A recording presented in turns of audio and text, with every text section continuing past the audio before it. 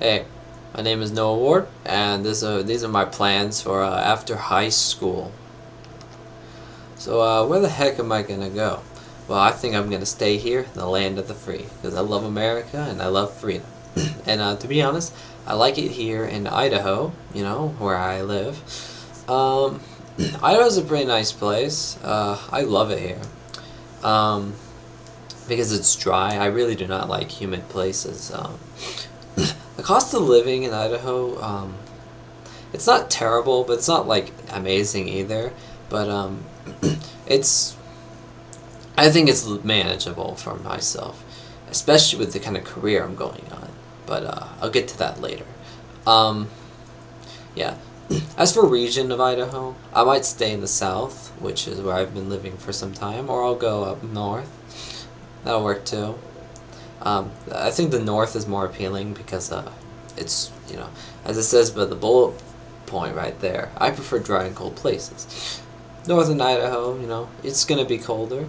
Yeah, I like that. I like the cold. Some people think I'm weird for that, but I love the cold. Okay. For extra education, I'm likely going to go to the College of Western Idaho. If not the College of Western Idaho, I'll go somewhere else where I can get my welder's certificate. Why welding? Why on earth would I like to weld?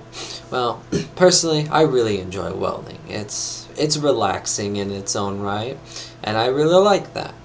I also like to make things with my own hands, I feel really proud when I take like a bunch of metal and I put it together into something. It makes me happy. It makes me feel proud. And not to mention that welding is fun and it's cool. Welding back then. Welding has been around for quite a long time. It's dated back to 3000 BC. And electricity, obviously, didn't exist in 3000 BC, so welding was done by hand using fire and a hammer. So basically, you get two pieces of metal, you heat them up to almost melting point. You want to get them like really, really hot, but not hot enough to be melt. And you basically just like stack them apart, like on top of each other, or like just put them together in a position where you can hammer them down together, and basically the metal will fuse together. As you can see by that little diagram right there at the bottom right. So yeah, the base metal and then the hammer, it hits the metal, and then after the weld, after hitting it enough times, the metal welds together. Welding now. Obviously, Industrial Revolution comes, and now we have electricity, one of the most influential, inventions ever in human history. And now scientists discovered that if you have two conductive materials near each other, electricity will make an arc. It will jump between the two materials and create an arc. This arc can burn as hot as 6,000 degrees Fahrenheit, which is hotter than the surface of the sun.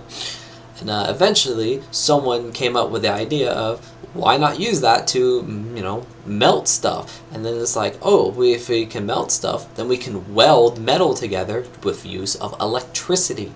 And now, arc welding is born in the late 1800s. I believe it was around 1890 that the arc, the first electric arc furnace came into, it was made, patented by, I forgot his name.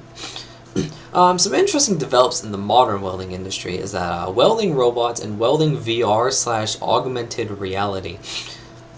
Welding robots are pretty cool, and surprisingly, they don't actually replace welders because you still need welders in order to program the robots, because there are some things that only a welder could tell is wrong with the robot.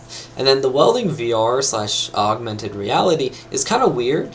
It allows you to weld without actually welding. I've actually gotten to try one of these welding VR things.